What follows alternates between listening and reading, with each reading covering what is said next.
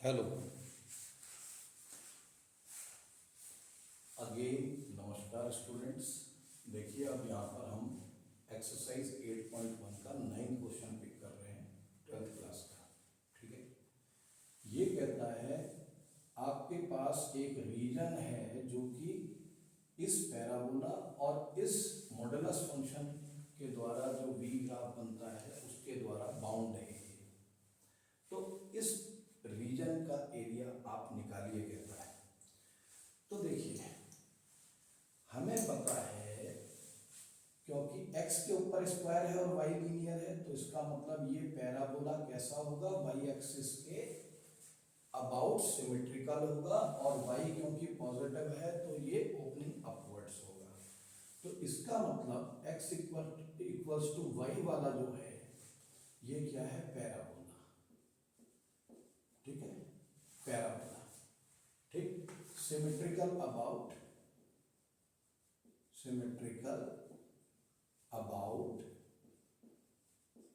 y axis. ठीक है, and as y is positive so opening upwards. ठीक, ऊपर की तरफ को खुला हुआ होगा। और ये जो है ये मॉडुलस फंक्शन का ग्राफ है, it is V graph, it is V graph. आगे बात तो देखिए भाई, ग्राफिकल उसमें सिचुएशन क्या बैठेगी उसको हम समझते हैं। ठीक है, ये हमारी एक्स एक्सिस है। ठीक है, ये ओरिजिन है, ये हमारी वाई एक्सिस है। ठीक है भाई, तो अब आप देखिए यहां पर ये तो हमारा x square equal to y वाला पैराबोला हो गया भाई। ठीक है, ये क्या है, x square equal to y वाला पैराबोला। ठीक है, और ये क्या है, ये वी ग्राफ है हमारा। ठीक है, ये क्या है, वी ग्राफ। ये बराबर हिस्से होंगे, बराबर हाइट में काटेगा वो, ऐसी। अब रफ ग्राफ है तो मैंने ऐसे दिखा दिया। ठीक है, तो अब आप देखिए बात आती है, ये पॉइंट्स हमको चाहिए। ये सपोज ए पॉइंट है, ये बी पॉइंट है, और इसके करस्पॉन्डिंग यहाँ पर सी पॉइंट है, यहाँ पर इसके करस्पॉन्डिंग डी पॉइंट है। ठीक है, तो इस लाइन की इक्वेशन आपको पता है, ये ग्रीन वाली जो ये इधर वाला हिस्सा है, इसकी इक्वेशन होती है y इक्वल टू एक्स, और इस वाले की इक्वेशन होती है y equal to minus x. ठीक है भाई, तो अब बात आती है, ये पॉइंट जो है इस लाइन और इस पैराबोला के द्वारा इंटरसेक्शन का पॉइंट है। ठीक है, तो यहां पैराबोला की इक्वेशन में y की जगह माइनस एक्स रखाइए, तो हमारे पास क्या आया, x square is equal to x है, माइनस एक्स आया, x square equal to minus x. हमने y की जगह में माइनस एक्स प्लेस कराया। तो अब इसको सॉल्व करते हैं, एक्स स्क्वायर इसको इधर को मूव किया, plus x equal to 0, x common ले लिया तो हमारे पास आया ये एक्स, और ये आया प्लस का 1 इज इक्वल टू 0। एक्स या तो 0 या फिर एक्स की वैल्यू -1। ठीक है भाई, तो ये जो d होगा इसका कोऑर्डिनेट्स होंगे -1, 0। ठीक है, और b का जो x कोऑर्डिनेट होगा वो होगा -1। ठीक, अब इसका मतलब ये जो लाइन है इसने इस पैराबोला को एक तो b पॉइंट में काटा, और उस b पॉइंट का x कोऑर्डिनेट -1 है, एक काटा है 0, जहां पर पॉइंट, जिस पॉइंट का x कोऑर्डिनेट 0 है वहां पर काटा था। अब देखिए x इक्वल टू 0 अगर हम यहाँ पर रखाएंगे तो y भी क्या आएगा, 0 आएगा। तो इसका मतलब ये जो पॉइंट होगा इसका x और y दोनों 0 होंगे। अब x की जगह में यहाँ पर हमने पैराबोला की इक्वेशन अब रखाया क्या चीज, -1, तो y इज इक्वल टू -1 का स्क्वायर मतलब 1, तो y की वैल्यू 1, तो इसका मतलब b का जो y कोऑर्डिनेट है वो 1 है। ठीक, इतनी बात। अब इस हिस्से को लेके चलते हैं।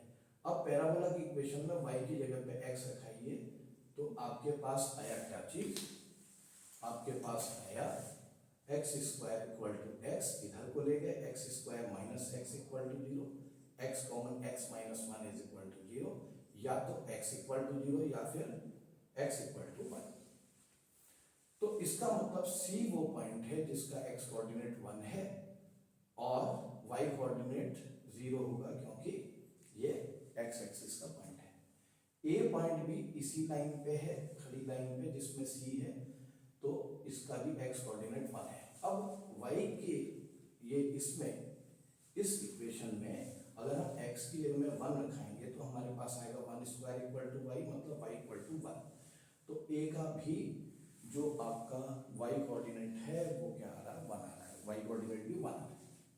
ठीक है, x इक्वल टू जीरो मतलब अगर हम इस इक्वेशन में x की जगह जीरो रखेंगे तो y इक्वल टू जीरो आएगा। तो इसका मतलब ये लाइन एक तो a पॉइंट में काटेगी और एक काटेगी उस पॉइंट पे जहाँ पर x कोऑर्डिनेट जीरो है तो y कोऑर्डिनेट भी क्या है, जीरो। ठीक है, ऐसा है करेगा। अब इस पोर्शन को हम मिटा देते हैं, ये रफ पोर्शन है। ठीक है बेटा जी,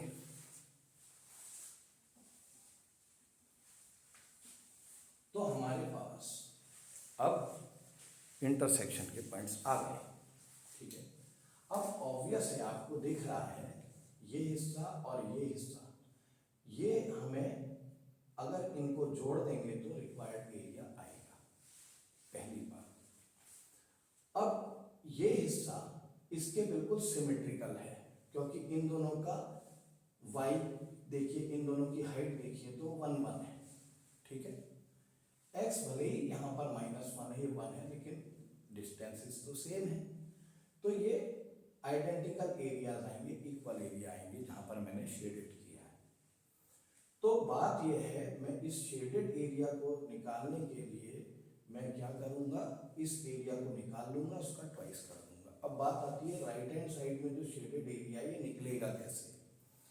ठीक है, तो देखिए हमारा जो रिक्वायर्ड एरिया होगा, रिक्वायर्ड एरिया या रिक्वायर्ड शेडेड एरिया जो है, फुल शेडेड एरिया, तो वो क्या होगा, ट्वाइस करना पड़ेगा क्योंकि जितना वो है उतना ही ये वाला भी है।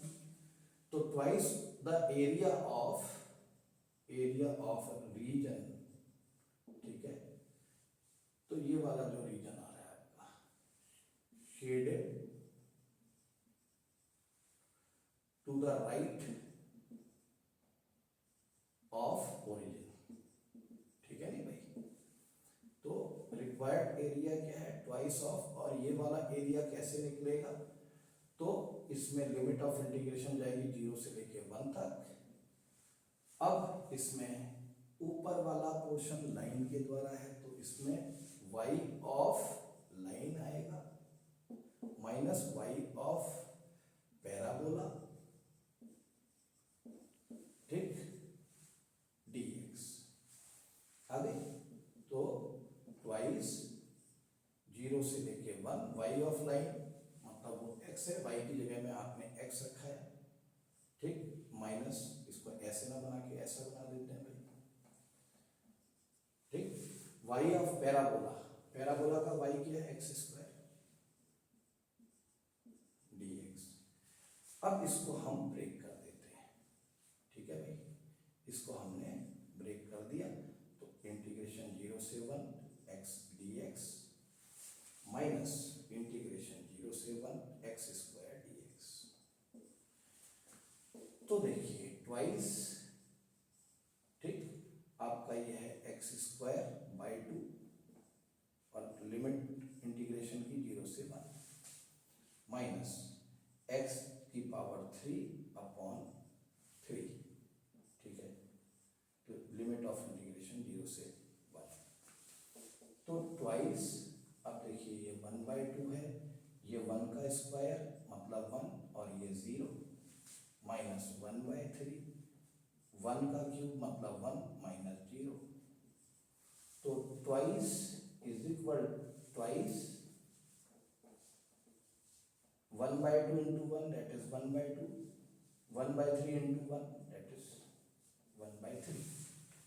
तो ट्वाइस अब आपने एलसीएम लिया, 2 और 3 का 6 आता है, तो 3 माइनस 2, तो ट्वाइस ऑफ 1/6। और यू कैन से आपके पास जो रिक्वायर्ड एरिया आया है वो कितना है, 2/6, मतलब 1/3 स्क्वायर यूनिट्स। ठीक है भाई, आशा करते हैं आपको ये आया होगा। ठीक, थैंक यू।